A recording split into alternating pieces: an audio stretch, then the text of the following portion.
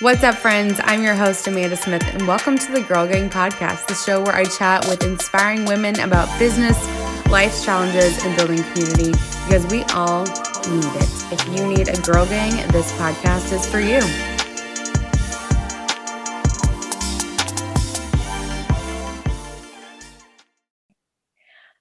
Welcome to the Girl Gang podcast. Today I have the privilege of having two friends and clients on the show, Kali and Shabby of People's Revolt. I'm going to let them tell you guys all about who they are and what they do. We have some really interesting things to get into today, not just as business owners, but as people and leaders in our work. So welcome to the show, guys. How are you guys doing? Thank you for having us. We're doing good. Yay, I love it. Well, we are going to jump right in. So we have Kali and we have Shabby. If they're just listening on Apple, iTunes or whatever, when you say who's talking, because whenever I have two people on the show, it's like this is Shabby talking and this is Kali talking, so they know who's talking. So Kali, tell us a little bit about you and your background. Yes. Well, I am Kali. I am originally a native Hawaiian from Oahu, Hawaii, where I grew up there for the first 8 years of my life, then moved to the mainland, the states of the United States, but in Texas. And then here I grew up really into pop culture, really into social media, kind of on the edge of that Gen Z millennial generation.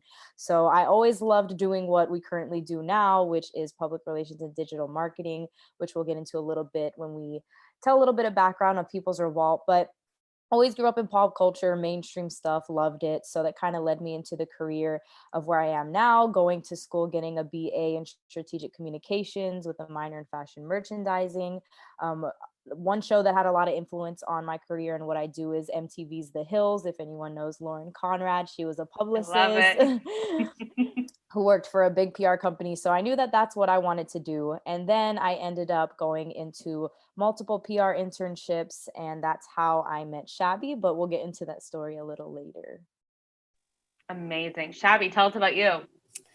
I'm Shabby. I am a first generation American. So my parents lived in Iran and then they came here and got pregnant with me. So that's kind of really a big part of who I am, and everything I do with my parents in mind and wanting to kind of make them proud and make their sacrifice worth it.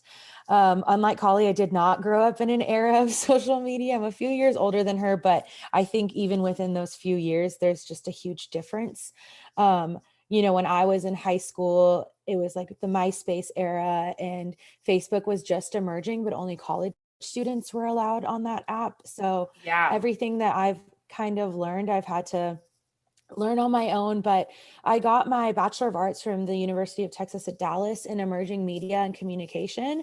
But at that time, emerging media looked completely different than what emerging media is now, because TikTok didn't even exist back then. And Instagram was literally just a place to post photos. Just pictures.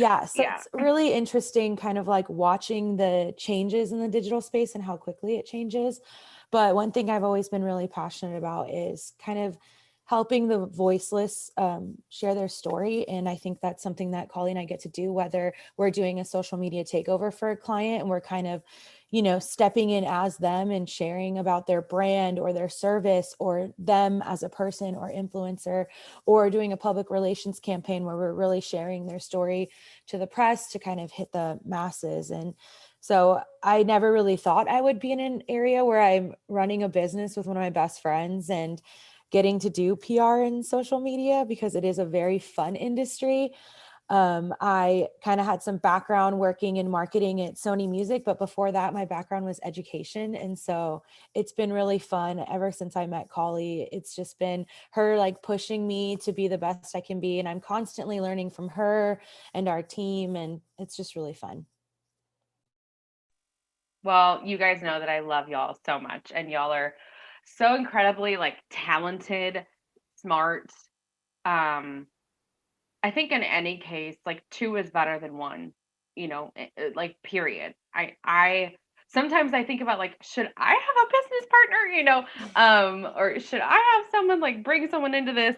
But I know for sure, especially when we're planning our conference, like, you know, doing things by yourself is fine, but it's not easy, and you get so stuck in your own head. So I love that you guys have each other. So let's just get into the story of you guys starting a company together. So you met at a different job, and then tell us how this started. And then I want to get into what people are probably wondering and what we've heard questions about of how do you work with your friends and be a business partner with your friends. So let's get into that story. Well, we started out, like you said, working at a company together where we were there for, I believe, a little over a year. And we had just seen really what the landscape of being in the creative industry in Dallas was like. It was very, not all the time, but sometimes it was very competitive, kind of like that dog eat dog, doing whatever it takes to get to the top, even if that means pushing others down. And when we saw that, we aren't those type of people. We want everyone to rise. There's a lot of food for everyone to eat, and we experienced so much of that we just wanted to break out of that and do our own thing. However, when you work under someone, it's a little bit hard because it's not really your company, not your mission, not your place to really tell them what direction you want to go in. So we decided, later on down the road to start People's Vault. And it was actually Shabby's idea. She had just called me up one day and was like, hey, like, would you want to start a company together? And I was still working at that place at the time. Shabby was not, but I was like, you know what? Let's do it. Like, that sounds great. Why not? And we just jumped into it, not really thinking of like what legal things might come with it, what like actual hard work will be behind it. But we knew that's what we wanted to do, was to help creatives, like Shabby said, give them a voice, but also do it in our own way, to where we're also helping other people, creating genuine relationships, being open and honest with everything that we do. But I'll let Shabby add more to that. So when we were gearing up to start this business, we weren't just working at that PR firm. Collie and I were doing a lot of like side projects together as well. And at the PR agency that we were at, we were strictly doing PR. We were doing some event planning, but we weren't really doing anything like social media. And Collie and I really like to think outside of the box and take on some like challenging clients or creative clients, or really anything we can get our hands on that like kind of pushes us out of what we're used to and what we're comfortable with. Which we felt like we couldn't really do much of that where we were at. And so it got to a point where it wasn't really challenging for us. And so creating our own business allowed us the freedom to work with whoever we wanted to work with, but also be able to do so much more than just like staying in one lane of doing PR. We got to kind of expand and start doing events outside of Dallas. We got to do like a fashion show in San Antonio, and we got to like take on more social media clients. And we have seasons where we have more social media clients and other seasons where we have more PR clients. And that's really the beauty of like, if we're starting to feel a little burnt out from PR, we're not going to take on more PR clients. If we're feeling a little burnt out from social media, we're not going to take on more social media clients. And that's the nice part of like owning your own business, is that we get to make those decisions instead of those decisions being handed to us. But Yeah. outside of that, working, unless Collie has anything else, working with one of your best friends is a lot of things. It's a lot of emotions because it's really fun and it's really exciting. I think we celebrate each other's successes even harder. We push each other a little bit harder because we know the potential that each other has. Um, our it's weird trying to separate friendship from business, but that's something we try really hard to do. Like if we're upset about Yeah. something at work, we try not to let that bleed into our personal lives, because we are such good friends and we have the same group of friends and we spend our weekends together as well. But I don't think there's anyone else that I could actually run a business with, because I feel like Collie just like truly understands me and the way I work and my potential and what I like to do, what I don't like to do. She can automatically tell when I'm like, yeah, like, I don't know if I want to do this. She'll be like, no, don't worry about it. Like, if I'm passionate about it, I'll do it, or we won't work with this client. So for me, that's been what's really cool, is just being on that same brainwave, but at the same time, we're so different that it just makes it so great because we bring two completely different perspectives to the table. But I'll let Collie add more. Yeah. Yeah, Collie, go ahead. Yeah, everything that Shabby said. And I think it kind of goes back to even when I think about, working with your best friend, we created the company and didn't know what we wanted to call it. And there were so many names in the works. Like one was like The Plug. Um, but eventually it came to People's Revolt, and our whole thing is, revolting against the norm. And I don't think it's an everyday thing. Like, of course, some people like to start side hustles with their loved one or like best friend, but I don't know how far it gets into like being a full on business. And I don't think that's also what we expected to become. But we revolted against the norm, started working as two best friends together. And like Shabby says, it does come with a lot of good things. However, I think it does come with a lot of challenges. And it's funny because we just had a clubhouse about this like 2 weeks ago, where we talked about working with your best friend or your loved one. And the biggest things is, I think, you have to learn like mindset and how to separate your personal relationship from a business relationship. I mean, there's so many things that go into it. It sounds so fun to start a business with your best friend, but when it comes down to it, it's a lot of work. You're probably going to come across a lot more conflict than you would in just a personal relationship. And it's also like both of your livelihoods. So when that's on the line, it becomes like a whole nother level of a relationship that you guys have together. So in that, we've been working together now for I think about like 4 or 5 years. And so we've learned each other, but it's been such a process. Like we constantly face new obstacles that we never would have even imagined would happen when we first started just being friends or starting this business. But together, you just both have to be willing to put in the work to make it Yeah. to make it last. I mean, there are a lot of businesses we see where they start as best friends and then sometimes they end that friendship and business because Yeah. there's no communication, no like trust or honesty there. So really it's just always being able to be open with each other and open-minded, seeing each other's perspective, but also like putting things in place, like making things more legalized, more business-like, because it's so easy for your friendship to bleed into your business and vice versa. So it's all about creating those boundaries as well, which we have learned and are continuing to learn, especially because we're so young. I'm sure like in 10 years from now, our answer will be completely different. We'll probably Yeah. be sisters already, but that's pretty much like the base of like what it's like working with your best Yeah. friend.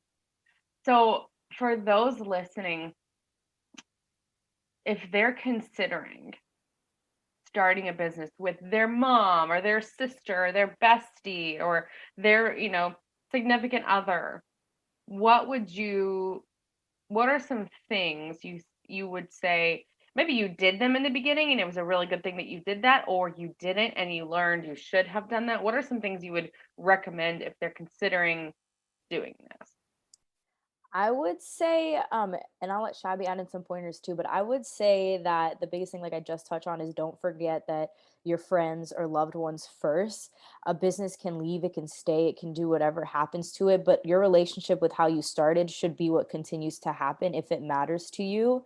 And also adapting to an opposites attract mindset, because a lot of things that Shabby does is very different from the things I do. A lot of things she likes is very different from what I like. And if you just constantly focus on your differences, it can only end up in like problems and issues that arise. But if you learn to embrace that, you're allowing her to thrive in her space and you to thrive in your space, and you come together and thrive even more. And then lastly, what I'll say is just making sure that it's someone you can spend a lot of time with. Because if it's someone you're going to get easily annoyed with, or you already know you have a lot Yeah. of problems with, like it's not going to work. You have to have that No. you have to have that communication. Trust is Yeah. key. So just making sure that it is absolutely an individual that you can give your all in, and not Yeah. let little things come in the way of that.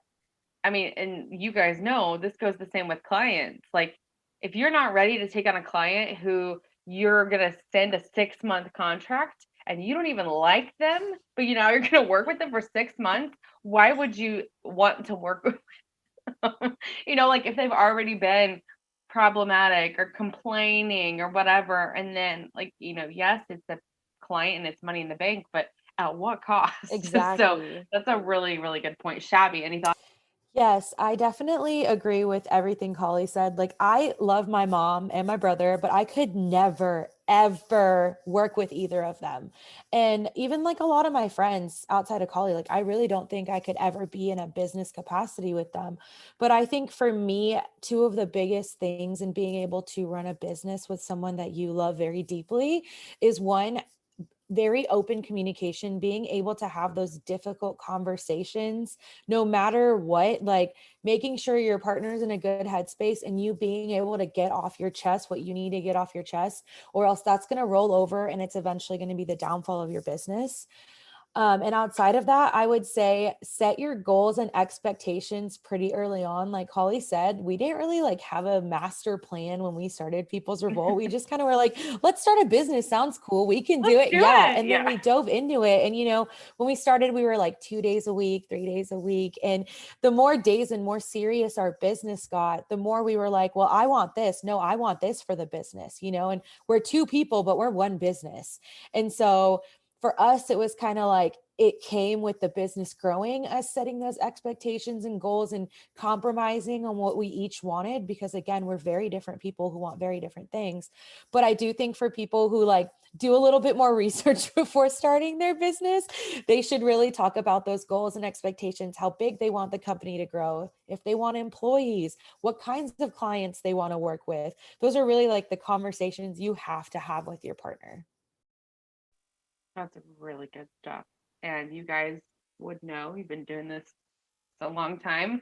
That is so good. And again, I'm so glad to hear that like you feel so confident in the fact that like there's no one else I could be doing this with, and boundaries, like you guys said that several times, both of you, and that is so huge. I mean, even, and you guys know as we've worked together, but boundaries for yourself, boundaries for you and your clients, boundaries for you and your employees, um, helping them be independent so that they're not always coming to you asking all the questions and then you get no work done. Yes, as a boss, you now are managing people and that's going to be a chunk of your time and what you do, but setting those expectations early is everything.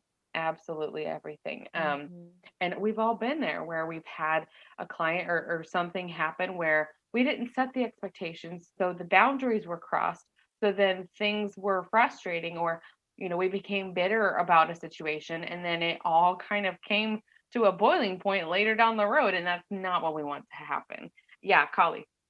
Oh no, I was just gonna say, yeah, a funny story too on the whole like making sure you set expectations is that me and Shabby we came on with People's Revolt, and I don't think it was until like maybe the end of the first year that I was like, I am ready to be a big corporation where we're all over the world and have just thousands of employees. And Shabby was like, hold on, but I just wanted to be like a small agency and help creatives. And we were like, oh no.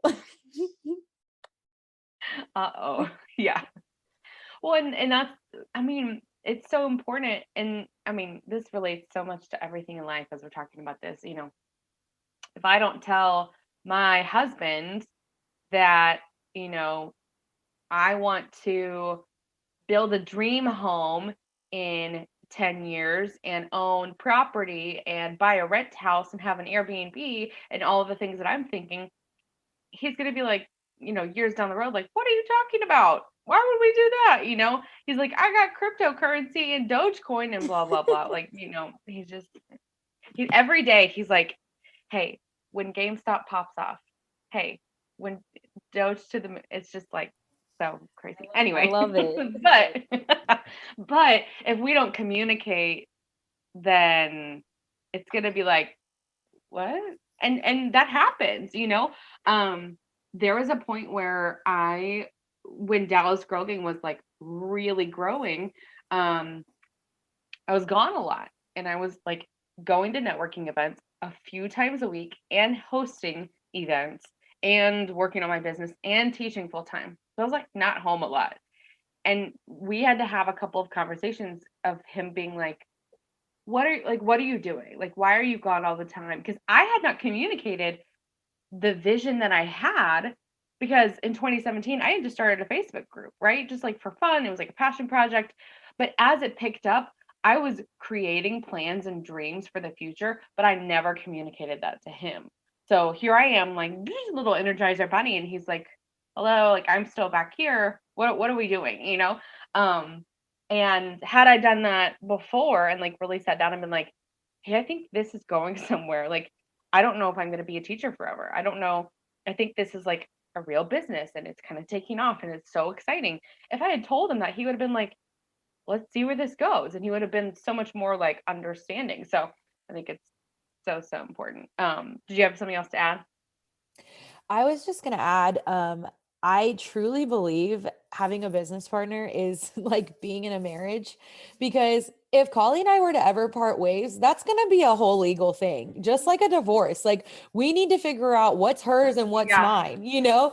And at the same time, like, our office space that we have built together is our home, and our team are our children. And so it's like, really, when you think about it, like, So true. that's how serious this relationship is, and that's how serious business is. It's like, it's a big deal. And so you need to be very specific and intentional on the kind of business you want and who you want to work with, because at the end of the day, it truly is like a marriage. My Passion and Profit Accelerator group coaching program is coming up soon. We start the next round of this program at the end of July, very last week of July. This is the program that dozens of women have been through. And if you are still trying to get your business off the ground, or maybe you want to breathe some life back into it, it's feeling a little stale and things are just not consistent and you are just not where you want to be, this program is for you. So here's what I want you to do. Go to the link in my bio at @AmandaSonDallas on Instagram. Apply to work with me. Just click that application, fill out the application, select PPA, and we will get chatting. I will reach out to you and make sure you are a good fit for the program through the application. It is one of the biggest things that has changed people's lives and quite literally changed their business. I'm going to read you something that one of my clients said about the program. And I quote, "Being able to work with Amanda has really helped me in my business and raising my prices to where they should be and finally giving myself the confidence to raise them and not budge. Working with Amanda has also helped me figure out what I should be doing in my business as far as the back end stuff, email marketing, contracts, etc. Amanda helped me get organized and helped me see my worth in my services that I'm providing." That is just one of the things that one of my PPA students has said in the last year of running this program. You can see more testimonials on my Instagram feed and on my website. If you have any questions, as always, my DMs are open. That is very true. Very true. Okay, so let's jump into you guys, your entire, mono vision purpose with People's Revolt and kind of as individuals is to go against the norm, stand out, be unique, give a voice to the people who maybe don't have the resources to get there or whatever that might look like. So I would love to hear from both of you guys. What does that look like to each of y'all? To each of you guys. That was not a great phrase. But especially being so young. I'm closer to Shabby's age, but we're all very young. We're young, People, our parents are in their 50s or 60s or whatever. That's, I wouldn't say old, Older. but that's like, midlife. Older, it's midlife.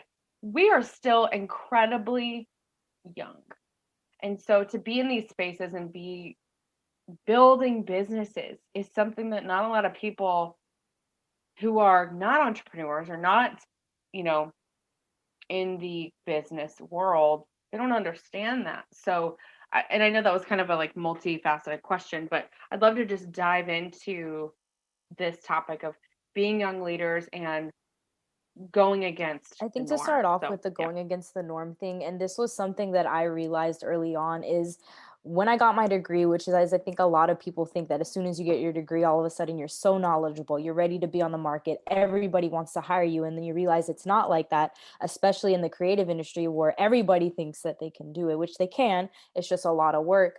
So when I realized when we started a company that pretty much everything I learned was structured to be more so in a corporate setting and not so much in like an entrepreneurship setting, I just questioned everything that I just spent the last 4 years in college for. So to me, it's like, yes, we can take those traditional strategies, but we need to make them more innovative and make it our own, because when I got my degree was back in 2016, and what happened back then is not what's happening right now. So unless I'm in college for life, I'm never going to keep up with everything that's going on.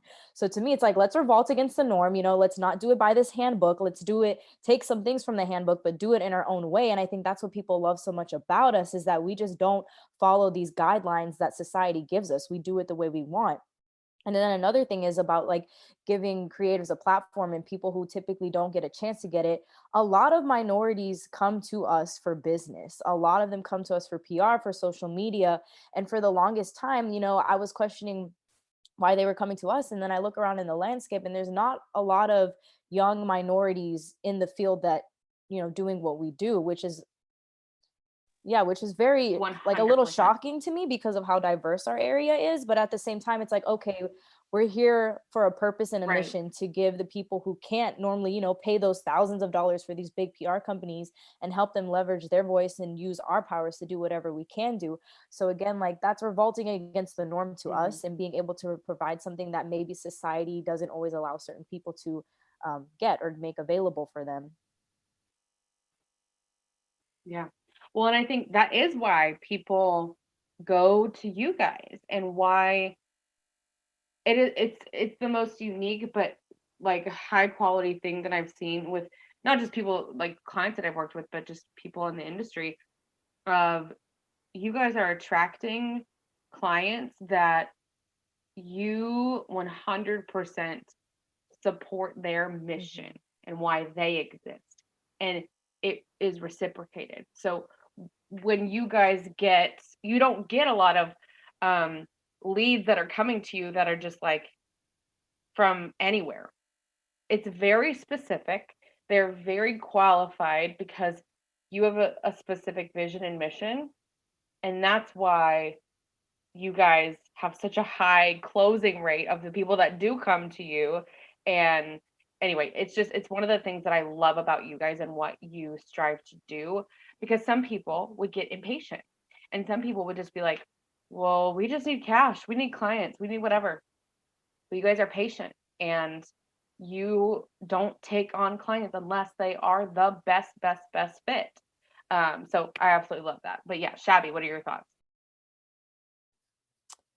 Yeah, I think another big thing for us is kind of breaking the barriers. And we kind of have done that for ourselves. I feel like being young, being minorities, being women, like those are all barriers that either people put on themselves or society puts on people, that like, oh, I can't do it. Like, I'm under 30, no one's going to take me seriously, or like, I can't do it, I'm not as knowledgeable on it. When it's really like, no, you can do anything you truly set your mind to. As cliche as that sounds, like, there's nothing holding you back. If you want to do something and you are passionate about it, just do it. And that's exactly what we've done. And we've come across people who have questioned our ability and our knowledge, and the fact that we can actually do it, or we can handle the workload that they need to throw on us. And at the end of the day, we just continue to prove people wrong and kind of shatter these boundaries that they're putting onto us. And even like some or barriers, not boundaries, and like barriers that we've even put on ourselves over time, because there are times where we doubt ourselves. And that's, again, the great thing about being two is, when I'm like, oh, like, I can't get this client's voice down, Collie's the first one to be like, yes, you can, step away from it and come back to it.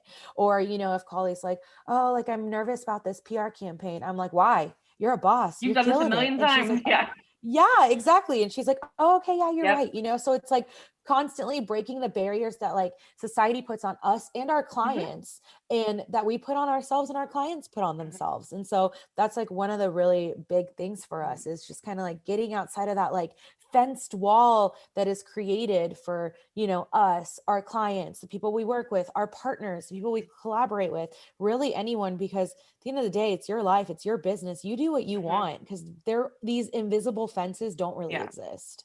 Ooh, yeah. And you guys know, like, I agree with everything that you just said. Like, do what you want. There are so many like unspoken rules about social media or marketing or getting your business out there that we see, and then we're like, oh, and then we're like, okay, well, I got to do it this way. Let me put this in this box. And then we're like, wait a minute. Why am I doing that? Like, one of the things I think of is a couple years ago, it was like, you have to be posting 3 times a day and blah, blah, blah, blah, blah, blah, blah, blah, blah. Some people still have that mentality. They're like, well, I just need to post more on Instagram. But that is why. Who told you to do that? Who told you to do that? Who told you that was the magic, the secret sauce, you know? And this is why I think, again, you guys are doing so well and continuing to grow, is because you're putting yourself in these places to be the expert in the room, Getting really be the emotional. people That was so who nice. Thank are you. proving people wrong, because it doesn't matter if you're young or whatever, you're doing amazing work, and that's why people talk about you guys. That's why people send you referrals. That's why your name and your brand is in other people's mouths, in not even in this area too. Like, yes, in this area, but like people are talking about you guys beyond this local realm, right? And that's kind of like what you guys have been, is in your vision for the future. But absolutely do what you want. Don't cry. But no, it's just, it's so unique. You think of a PR agency, you think of a digital media agency, and you think, you know, big company with lots of ambiguous people behind the scenes sending you emails and campaigns and $10,000 to start, and they're in these huge offices in a downtown setting, and it's probably a bunch of like white guys and whatever.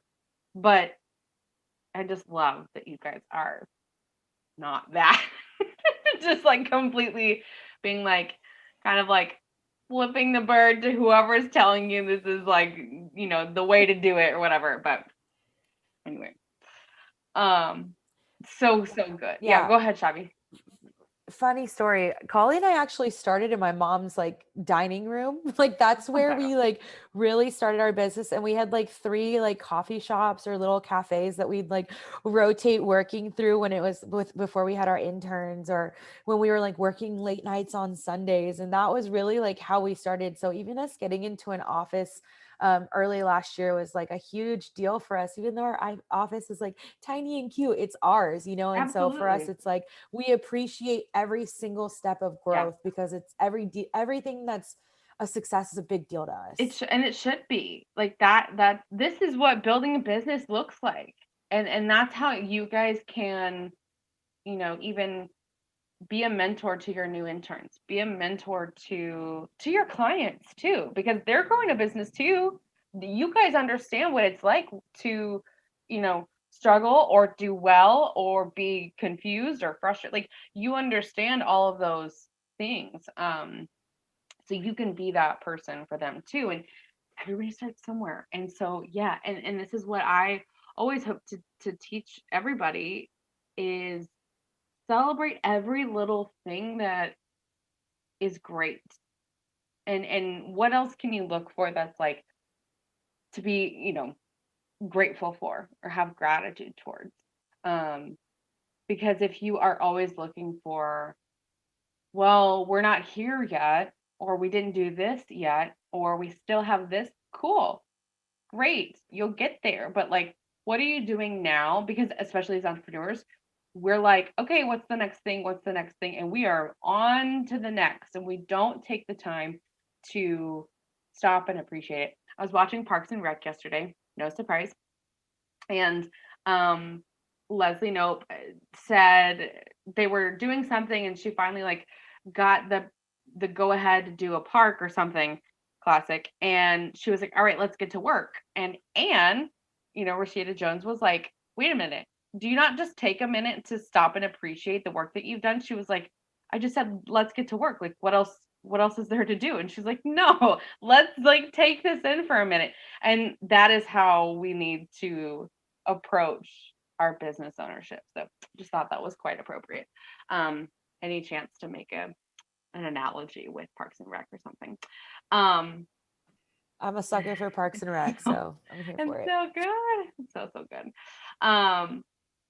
So let's get into, what are some of these other things as we're kind of wrapping up that you guys want to communicate to people, as business owners, as friends, um, you know, being Shabby being first generation American, Kali being from Hawaii, but moving to the contiguous US. I would love to hear from you guys. What are those other things that you would want to encourage people with, or, the message that you guys are communicating?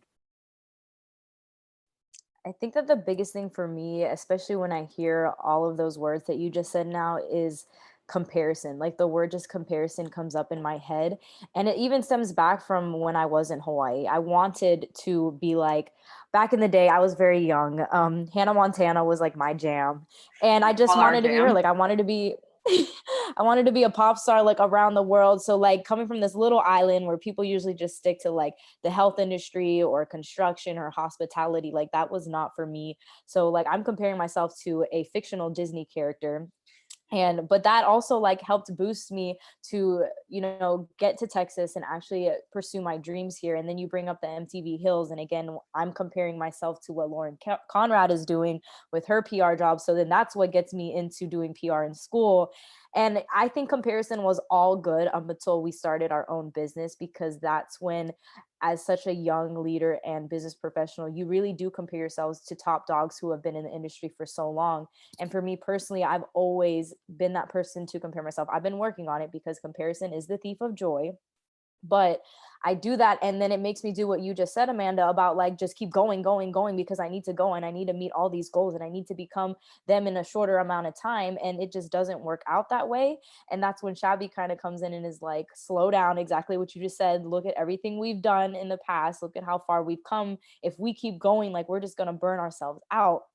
And it was just like, you also have to think from it when you're comparing yourself, look outside of the picture. Because when I'm looking at these top dogs, they grew up in a generation that was so different from like the Gen Zs and millennials who actually believe in collaboration over competition, whereas maybe the older generation were always like competitive, so they needed to do what they needed to do to get to the top.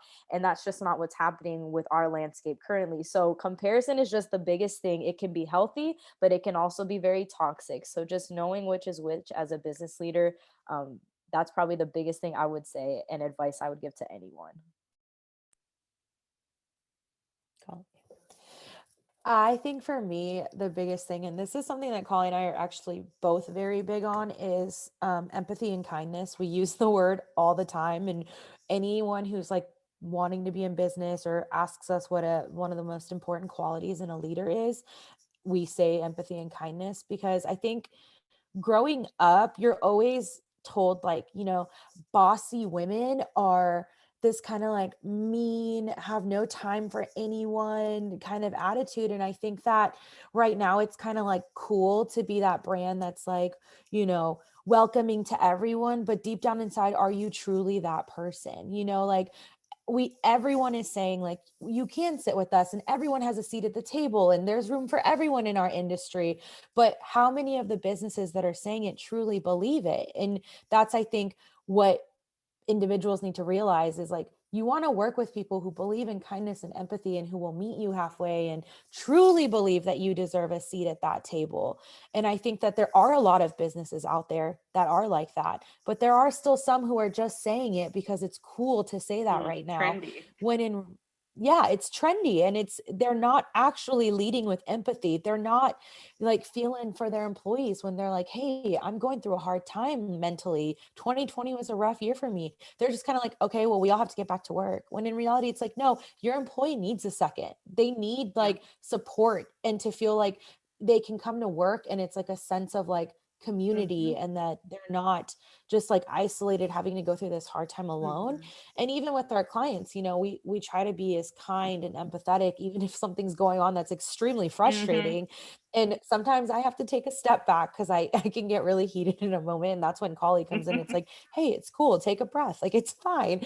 But I mean, like, those two characteristics are something we can work towards being better at every single day. Like, you can take steps every day to be a kinder person and be more empathetic. And So I think those are just two really big words as for well. sure. Well, and as you scale your business and you bring on people that work for you and you become a boss, it is, as soon as you hire that first person, you are someone's boss. Are you ready to do that and be that? I remember every boss I've ever had at every school I've ever taught at, any church I've ever worked at, I used to work at Chick-fil-A in high school. I remember all of my bosses. And I always had like leadership qualities. I'm the oldest of three kids, you know, in any, like school stuff, projects, growing up, whatever. I was like, I may have been when I was younger, the quieter kid or more introverted. And as I grew up, I was not anymore. But I was always like, I kind of naturally assumed a leadership position. So I always paid attention to the other leaders around me, the adults around me. And then growing up, being an adult and getting married and having different bosses, I saw so much of what I did not want to be, because I knew when I had a feeling that like Dallas Girl Gang was really going to turn into something and I was going to really grow my own business, I knew I was going to need help. I knew I was going to have to hire somebody at some point. And I made so many mental notes of what I saw bosses not doing for me. And for whatever this is worth, maybe it's just my personal experience. I had the women you were describing, like the really busy, and I'll just say it, kind of bitchy women that didn't have time for you, didn't have empathy at all. They were just out to be showing someone something, like to say, like, I'm the boss, click, clack in my little heels, da da da da da. We worked at an elementary school. And I was like, I'm sorry, who cares? Like, these kids are like 8 and they're picking their nose and throwing pencils. Like, what do you have to prove to who to act like this? And I learned, and I won't go in my soapbox about it, but I just saw so many things in their leadership in those areas that I worked in that I was like, I will never do that. I will never do that. I will never do, and it has made me be a better boss. And I remember all the time, every week, I have 5 people that work for me now. That's not a small thing. And I don't ever want to get comfortable just because I'm, running a business full time and I'm not a teacher anymore and whatever. I always am thinking about how can I be better, right? Like, just like you said, I can always work on being, a better leader. And one of the biggest things I've tried to do since I have become a boss is just asking people, how are you doing? Just asking my people that work for me on a personal level. And of course, they don't have to like, really get into it with me, because some of us are not like super close. And a lot of my people work remotely for me, so we've never even met in person. But, how are you doing? I've had people that work for me in the last year go through deaths in the family, which has happened a lot actually. Like relationship things, like I got COVID in October of last year, and then one of my other team members got COVID, and things just happen. And if you are not putting them as a person first and the work second, it's gonna clash at some point. Anyway, that was just kind of my little bit that I wanted to add. Collie, did you have anything else to add? No, I was just gonna say what we like to tell people a lot, which kind of goes off of what you said, is that we didn't build this business knowing what we wanted to do. We built it off knowing what we didn't want to do. That's so true. Yeah, I think everyone's been in that position where they've had a boss that they were just like, I hate working for you. Like, this is not it. I do not enjoy this.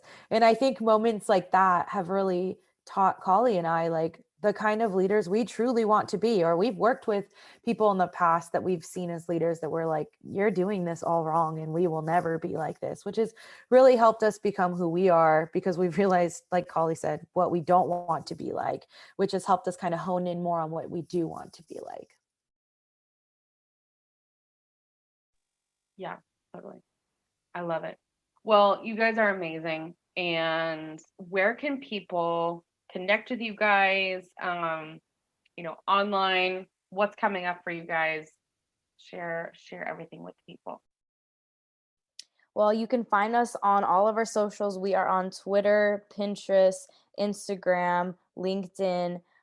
Am I missing something? TikTok. All of it is at People's Revolt. However, our Twitter is at People's__Revolt. Someone had already taken that handle, even though they haven't been active for 5 years. But we also have a How to Pitch Yourself Part 3 event coming up, where we're going to be teaching everyone how to do media training. So when you get those interviews like this on a podcast or on TV or with a journalist, you'll be able to know how to present yourself and the information and your message that you want to share. That's going to be happening virtually the first week of August. More information to come, but you can also find us at www.peoples-revolt.com online. So good. And again, I mean, you guys do so many different things, like helping people with their events, PR, press, social media. Like you guys kind of are a one-stop shop for those creatives, and you have so many incredible clients that I've even got to build relationships with too because of you guys. So I love it. I love it. You guys are amazing. I love you. I adore you. And thank you guys for listening to this episode. Please go connect with them. Their videos are amazing. They're so much fun to watch. Also, they make the best content. So like it's a premium follow. So go follow them. Thank you guys so much for being on. Love you guys.